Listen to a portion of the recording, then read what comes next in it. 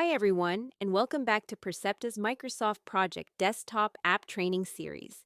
In this video, we'll cover how to add additional columns to your project, a simple but powerful way to customize your view and gain better insights into your project's progress.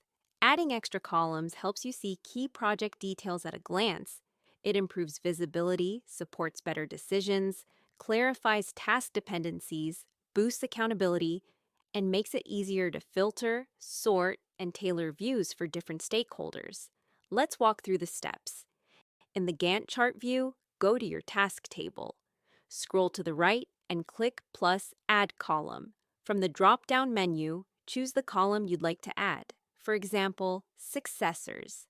You can repeat this process to add as many columns as you need, depending on what information is most important for your team. Here are a few commonly used columns that can make your project data more meaningful. Predecessors shows task dependencies and ensures a logical sequence of work. Successors displays which tasks depend on the completion of the current one. Resource names identifies who's responsible for each task. Work displays total planned effort in hours. Actual start captures when a task actually began. Remaining work shows how much effort is left to complete the task. Deadline sets a target completion date. And that's it.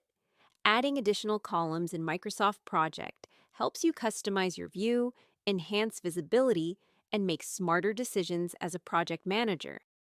Thanks for watching this session of our Microsoft Project Desktop App Training Series, and see you in the next video.